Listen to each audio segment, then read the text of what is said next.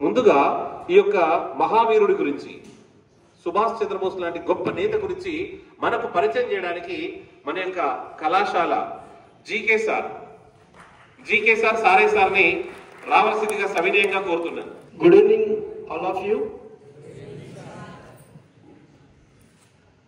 జననం తప్ప మరణం లేదు అనే వ్యక్తికి మంచి ఉదాహరణగా స్వతంత్ర సమరయోధుడు, ధైర్యశాలి సుభాష్ చంద్రబోస్ గారి 128వ జయంతి ఉత్సవాలను పురస్కరించుకొని అందరికీ గుడ్ ఈవినింగ్. 2021 సంవత్సరంలో భారత ప్రభుత్వం స్వాతంత్రాన్ని తీసుకురావడానికి ఎక్కువ శ్రమించినటువంటి, అంటే మిలిటెన్సీ నేరము ద్వారా మాత్రమే భారతదేశానికి స్వతంత్రం వస్తుందని నమ్మినటువంటి స్వతంత్ర సమరయోధుడు సుభాష్ చంద్రబోస్ గారి గురించి దేశంలో ఉన్నటువంటి యువతకు తెలవడానికి ఉద్దేశించి అతని జయంతిని భారతదేశంలో ఒక పండుగలాగా జరపాలని ఆదేశాలు జారీ చేయడం జరిగింది. అప్పటి నుండి ఈ సంవత్సరం కూడా జనవరి 23 అనేది నేతాజీ సుభాష్ చంద్రబోస్ గారి యొక్క జయంతి ఉత్సవాలను జరుపుకోవడం జరుగుతుంది.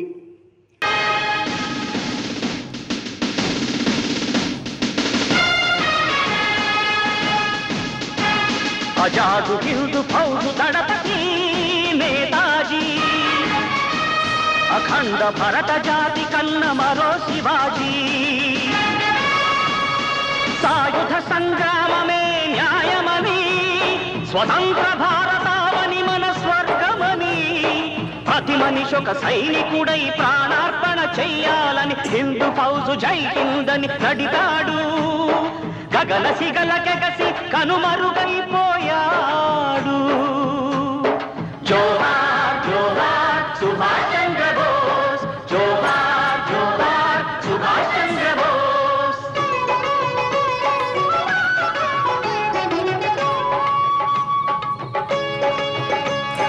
గాంధీజీ కలలు గల్ల స్వరాజ్యం సాధించే సమరంలో అమర జ్యోతులై వెలిగే ధృవతారల కన్నది ఈ దేశం, చరితార్థుల కన్నది నా భారతదేశం, నా దేశం.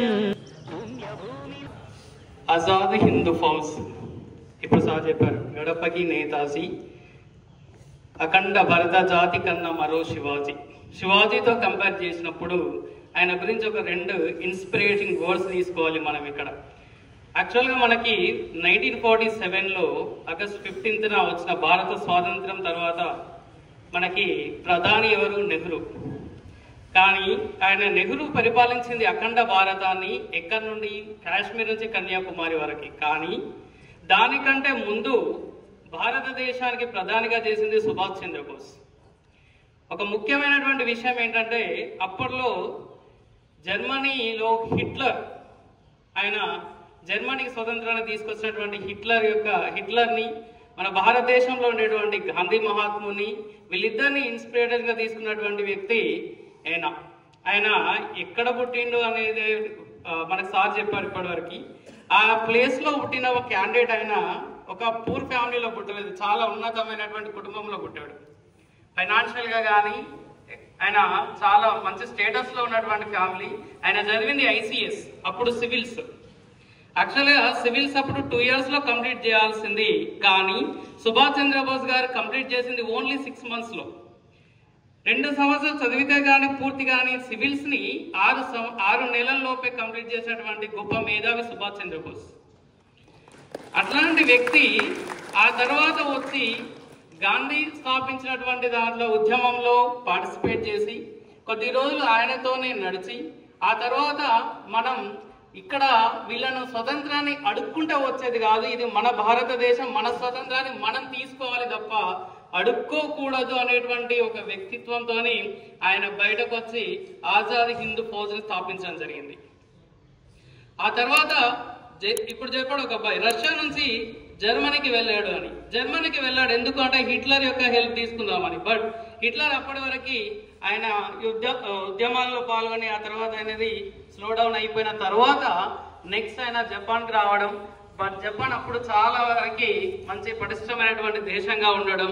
ఆ తర్వాత ఆయన మళ్ళీ ఇక్కడికి రావడం. కాకపోతే బ్రిటిష్ వాడు పెట్టింది ఏంటి అంటే, బ్రిటిష్ వాడు సైనిక వ్యవస్థ 40,000 ఉంది, కానీ 25 లక్షల సైన్యం మన భారతదేశంలో ఉంది. భారతదేశ సైన్యానికే మళ్ళీ భారతదేశంలో ఉన్న ఆజాద్ హిందూ ఫౌజ్కి రెండింటికి మధ్య యుద్ధాన్ని ప్రకటించినటువంటి వాడు బ్రిటిష్ వాడు. సో కాబట్టి ఆ తర్వాత భారతదేశాన్ని కాపాడుకోవడానికి జర్మనీ వెళ్ళే టైంలో ఆయన ఇప్పుడు సార్ చెప్పారు కదా, గగన సిగలకి కనుమరుగైపోయాడు అని. యాక్చువల్గా అది కూడా కన్ఫర్మ్ లేదు.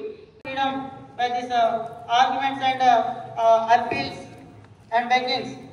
So we need to shed our blood. Only through violence we can achieve freedom. We know that. And we also give another slogan, that is Jai Hind.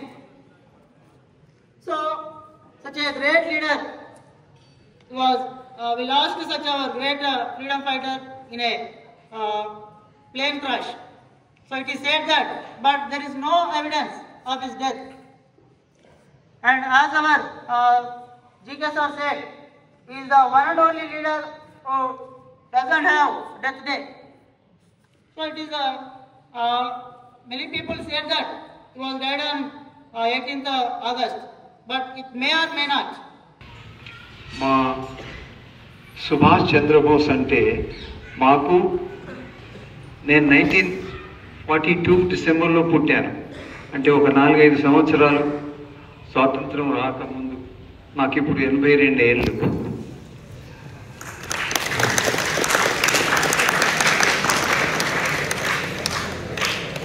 చిన్నప్పటి సంధి ఎందుకో కానీ మన భారతీయ సంస్కృతి సాంప్రదాయాలు, భారతదేశం యొక్క గొప్పతనం, అది ఎలా కొన్ని తరగతుల్లో చదువుతూ మహమ్మదీయులు వచ్చి ఎలా దాడి చేశారు, మన భారతదేశాన్ని తీసేసుకున్నారు. ఆ తర్వాత ఆంగ్లేయులు వచ్చి భారతదేశాన్ని ఆక్రమించారు, పరిపాలించారు. అఫ్ కోర్స్ ఇందాక చెప్పినట్టుగా నైజాం రాజస్తులు వాళ్ళే, దే వర్ రూలింగ్ అస్. అయితే ఈ బానిసత్వంలో ఉండడం అనేది ఒక పెద్ద శాపం. ఏ దేశానికైనా ఏ మనుషులకైనా బానిసత్వంలో ఉండడం అంటే పెద్ద శాపం. మనం కూడా మనుషులుగా ఎక్కడైనా ఒక బానిసలుగా పనిచేయాలన్నా చాలా చాలా ఘోరమైన శిక్ష. ఉదాహరణకు నేను అమెరికాలో ఒక 25 సంవత్సరాలు ఉన్నాను కాబట్టి అక్కడ అనేక మంది ఆఫ్రికన్ దేశస్తులను తీసుకొచ్చి సేవకులుగా అమ్మేవారు. మీరు బహుశా చదివే ఉంటారు. అక్కడ అమెరికన్స్ బాగా పాపులాండ్ ఉన్నవాళ్ళు వాళ్ళని కొనేవారు, వాళ్ళని సేవకులుగా వాడేవారు, వాళ్ళని మనుషులుగా చూసేది కాదు. మాకు తెలిసినంత మటుకు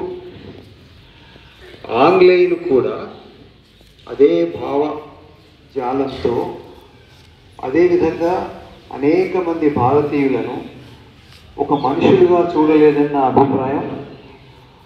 ఒక ఈ ఐసిఎస్ ఆఫీసర్స్ వాళ్ళకు అక్కడికి వచ్చే మనుషులను తయారు చేసుకోవడం తప్ప తక్కిన వాళ్ళందరినీ అంధకారంలో, అజ్ఞానంలో అలాగే ఉంచేశారు. ఈ బానిసత్వంలో ఉండడం అనేది ఇందాకనే అన్నట్టు పెద్ద శాపం. అది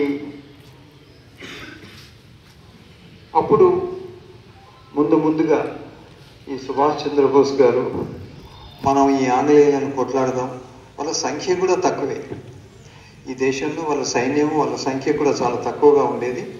మన సైన్యాన్ని మనం తయారు చేసుకొని మన దేశానికి స్వాతంత్రం తెప్పిద్దాం దేశం కోసం. కాబట్టి ఎంత అద్భుతమైనటువంటి వ్యక్తిత్వం ఉంటే అలాంటి మార్పు ఉంటుంది. మనకి బెంజ్ కారు కావాలి, మనకి ఇది కావాలి, మనకి ఈ ఫెసిలిటీస్ కావాలి, ఆ ఫెసిలిటీ కావాలి అనేటువంటి భౌతికవాద ప్రపంచంలో మనం పెరుగుతుంటే, అలాంటి ఫెసిలిటీస్ ఉన్నప్పటికీ నా దేశం స్వతంత్రం కావాలి అన్నట్టు కోరుకునేటువంటి వాడు మన యొక్క సుభాష్ చంద్రబోస్. అందుకోసమే అతని నేతాజీ అన్నారు. జీనా హై తో మరనా సీకో, కదం కదం పర్ లడ్నా సీకో. జీవితం ఉన్నదంటే మరణం ఉన్నది, కథనం కథనం అంటే ప్రతి అడుగులో పోరాటం నేర్చుకో అని స్ఫూర్తిదాయకమైనటువంటి వ్యక్తి నేతాజీ సుభాష్ చంద్రబోస్. కాబట్టి అలాంటి గొప్ప వీరుని గురించి మనం ఈరోజు మాట్లాడుకుంటున్నాం. సార్ అన్నారు ఎక్కడ చేస్తారో చేయరో కార్యక్రమాలు, ఇక్కడ చేస్తున్న మన అదృష్టవంతులం అని. కంపల్సరీ ఖచ్చితంగా ఇలాంటి వ్యక్తుల యొక్క గురించి మనం తెలిసి ఉండాలి. దేశం నీకేమిస్తుందని కాదు, నువ్వు దేశానికి ఏమిస్తున్నావు అనే ప్రశ్న ప్రతి వ్యక్తిలో ఉండాలి. దేశం నాకేమిస్తుందని కాదు, దేశానికి నేను ఇస్తున్నా. అలాంటి వ్యక్తి కాబట్టి ఈరోజు మాట్లాడుకుంటున్నాం మనం. So once again, good evening, one and all, on this auspicious day. Why it is an auspicious day? It is not an auspicious day, not only auspicious day, but also a great day. Because a